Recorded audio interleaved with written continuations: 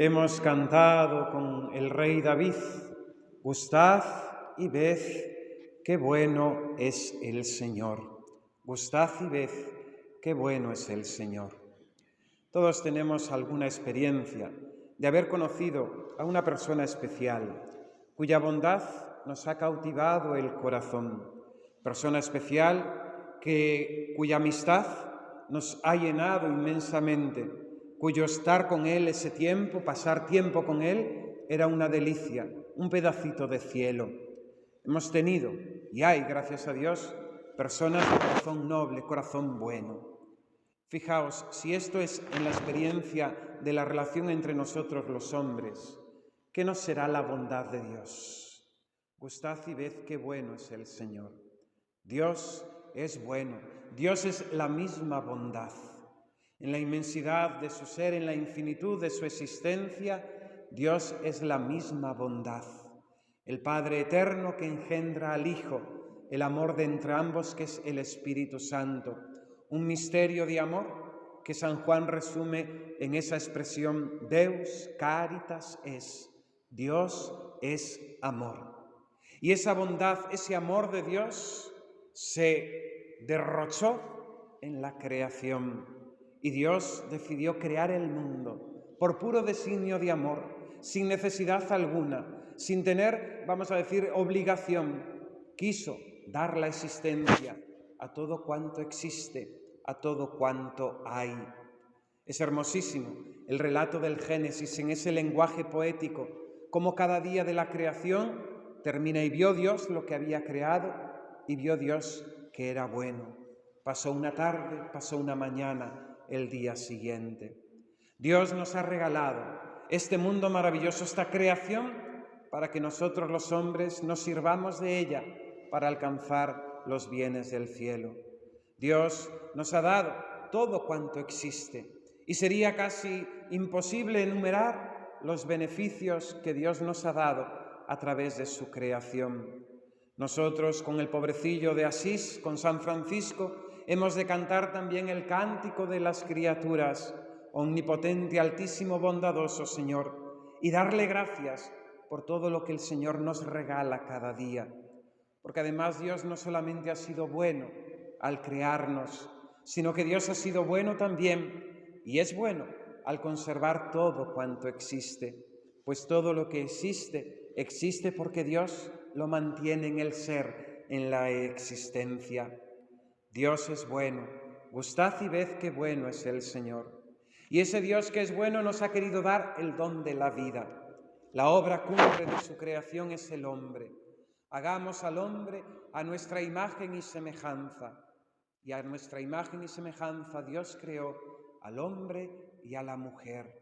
A una criatura suya le dio su imagen y su semejanza. Nos hizo capaces de conocer, nos dio la inteligencia, nos dio la capacidad de la libertad para poder escoger, nos ha dado la capacidad de amar. Dios nos ha dado tantas cosas, nos ha dado la vida y con ello tantos dones. ¿Qué es lo que tenemos que no nos venga de Dios? Si la misma vida, que es principio de todo, nos la ha dado Dios, nadie se la puede dar a sí mismo. Aunque el hombre, este hombre de nuestro siglo, pretenda manipular y pretenda incluso jugar con el misterio de la vida, tanto en su principio como en su final. Pero la vida nos viene de Dios. Nadie se ha dado la vida y, como dice la misma Escritura, nadie puede agrandar un palmo los años de su existencia. Cuando nos llega la hora, Dios nos llama a su presencia. Gustad y ved qué bueno es el Señor. Y el Señor nos ha dado la capacidad de amarle y nos ha dado la libertad para poder amarle libremente. Es la grandeza de todo un Dios, de un Dios que es omnipotente, un Dios que no tiene principio ni fin, un Dios que es infinito y un Dios que a su criatura, el hombre, nosotros, salidos del barro de la tierra, nos ha dado la capacidad de elegir, de ser libres, de amarle. Dios, porque nos ama y porque espera que nosotros le amemos, nos ha dado la libertad, porque nosotros tenemos la opción de libre albedrío de poder responder a Dios sí o rechazar el amor de Dios, la realidad del pecado. Si recordáis el episodio del pecado de Adán y de Eva, Adán y Eva, después de haber comido del fruto, se descubren desnudos y se esconden de Dios. Desconfían de la bondad de Dios. ¿Quién os ha dicho que estabais desnudos?, les dice el Señor cuando pasa al jardín a pasear con el hombre. ¿Quién os ha dicho que estabais desnudos? El pecado engendra en nosotros la desconfianza en la bondad de Dios, en su amor para con nosotros. Gustad y ved qué bueno es el Señor.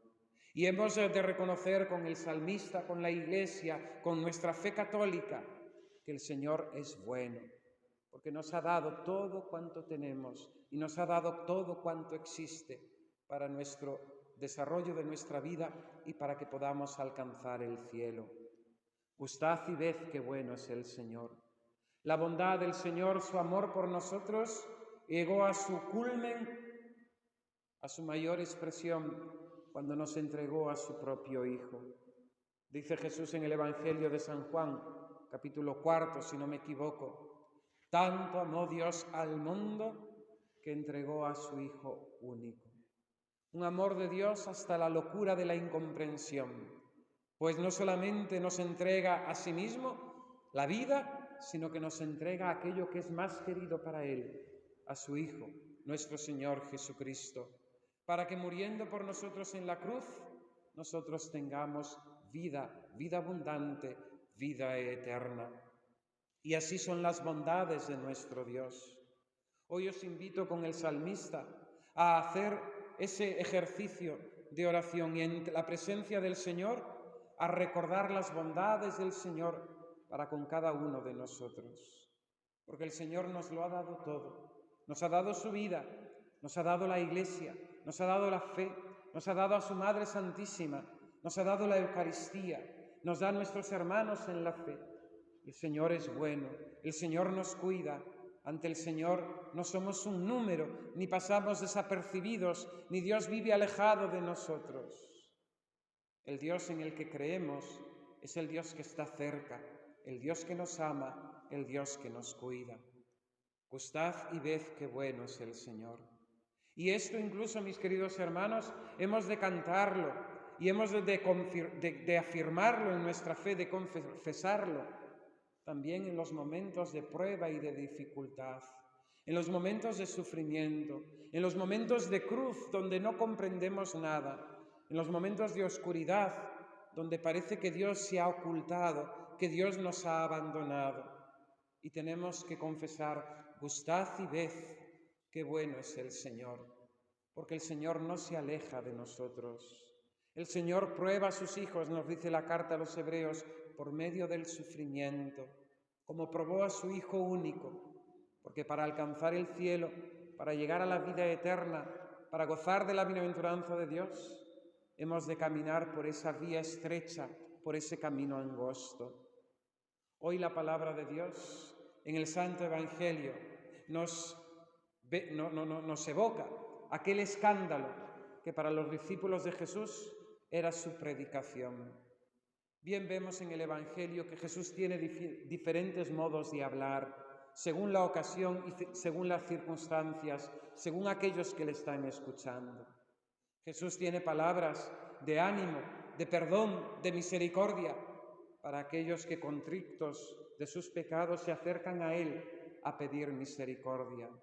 Ánimo, hijo, tus pecados están perdonados. A la Magdalena, vete y no peques más. Mucho has amado, mucho se te ha perdonado. Vemos a Jesús palabras de consuelo para aquellos que se sienten abrumados por el peso de la vida, de los sufrimientos. A este Jesús con su corazón sacratísimo que nos dice: venid a mí los que estáis cansados y agobiados, que yo os aliviaré. Tenemos palabras de Jesús cariñosas, afectuosas, llenas de consuelo. Pero también en el Evangelio hay palabras de corrección, palabras duras, para aquellos que con corazón endurecido no querían escuchar la palabra de Dios, se resistían a convertirse. Y así el Señor también tendrá esas expresiones tan fuertes para los fariseos, por ejemplo: hipócritas, sepulcros blanqueados, raza de víboras. Palabras fuertes, palabras conmovedoras, palabras que Jesús dirigía a esos corazones endurecidos para ver si se rompían y se abrían a la misericordia de Dios. El lenguaje de la fe es un lenguaje que nos llena de ánimo, de esperanza, de alegría, pero es también una palabra de Dios que nos exhorta, que nos corrige, que nos reprende. Y tenemos que tener la docilidad, la humildad para dejarnos reprender, para dejarnos corregir. Es signo de humildad dejarnos corregir. Y quien nos corrige por medio de su palabra es Dios nuestro Señor. El apóstol San Pablo a Timoteo le dice que toda palabra de Dios es inspirada y sirve para alentar, para corregir, para argüir, para reprender. Y al mismo apóstol San Pablo le dice: predica la palabra de Dios a tiempo y a destiempo, reprende, argüye, exhorta con toda paciencia y benignidad. El Señor tiene un modo de hablar que escandaliza a aquellos discípulos, porque muchas veces podemos tener la tentación de venir a la religión, a la práctica de nuestra fe, y como un self-service, como estos restaurantes, ¿verdad?, que se pasa con la bandejita y cada uno coge lo que quiere, lo que le gusta, pues tenemos esa tentación también de hacer una religión a nuestra medida, de coger aquellas cosas que nos agradan más, que nos parecen más simpáticas, que nos gustan o que están más asentadas en nosotros, y apartar aquello que nos desagrada. Decía un sacerdote mayor que conocí en mi adolescencia, don Benito, cuando se venía a confesar, lo típico: padre, yo no mato ni robo. Señora, esos son 2 mandamientos, hay 8 más. Claro, no mata ni roba, pero hay 8 mandamientos más, son 10.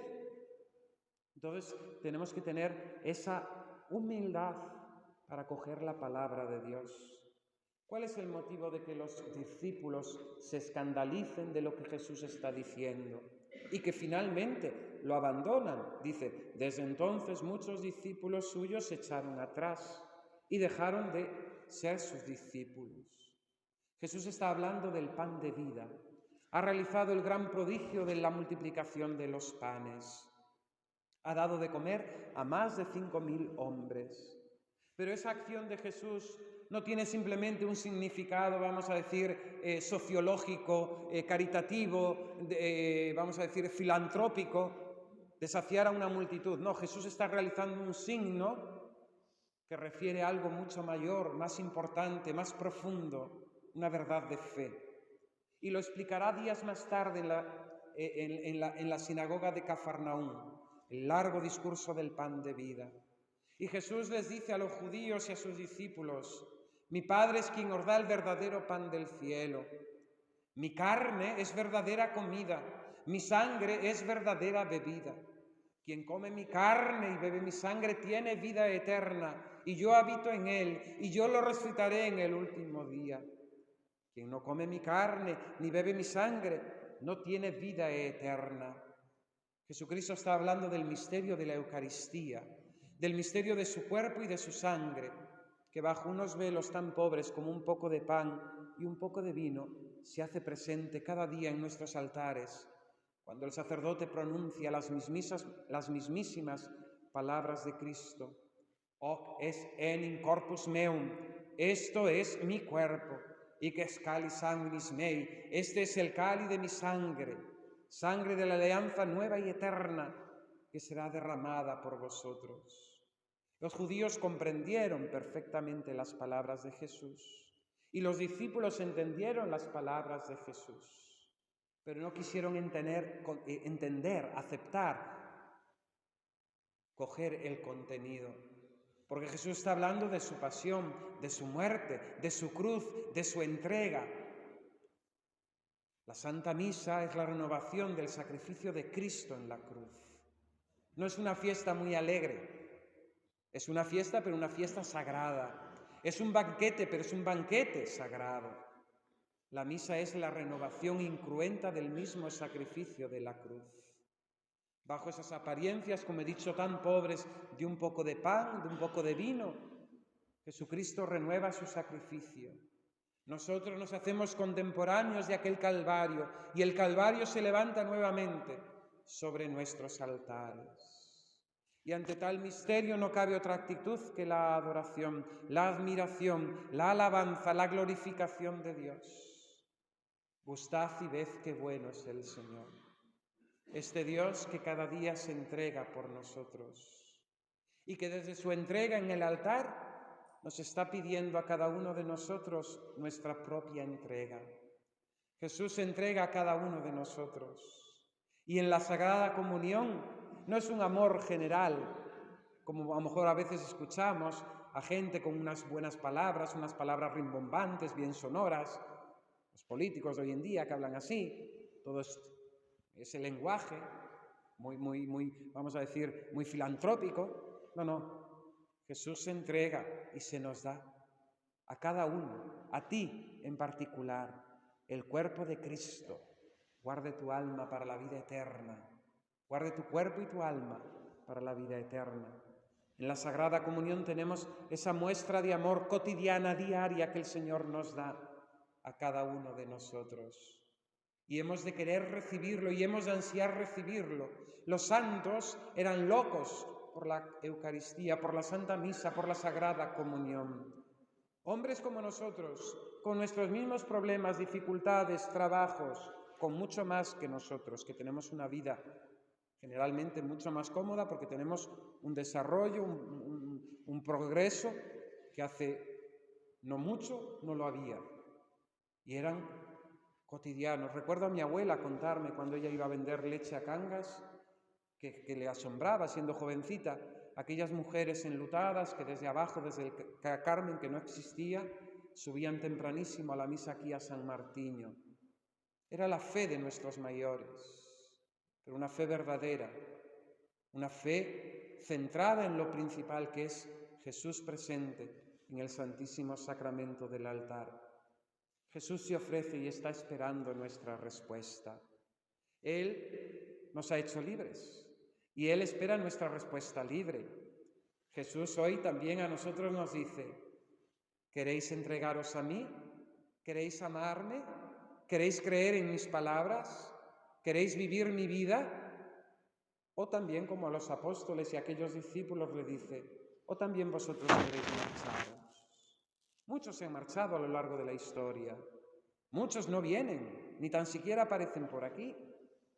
Jesús nos respeta nuestra libertad. Como San Pedro, nosotros humildemente tenemos que decir: Señor, ¿a dónde vamos a ir? ¿A dónde vamos a ir? Si tú tienes palabras de vida eterna. ¿Quién en este mundo puede ofrecernos vida eterna? ¿Quién en este mundo puede ofrecernos la salvación?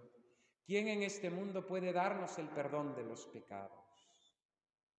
Es emocionante leer ese texto del libro de Josué, cuando ante la asamblea del pueblo de Israel, Josué, cabeza de familia, dice: yo y mi familia serviremos al Señor, nos someteremos a vuestros mandamientos. Hoy escoged vosotros a quién queréis servir: a los dioses de Egipto, a los dioses que tenían vuestros antiguos padres en Mesopotamia, antes de que Dios se revelase a Abraham, a los dioses de los cananeos. ¿A quién queréis servir? Y el pueblo de Israel, en ese acto de libertad, de voluntad, de amor, nosotros también serviremos al Señor.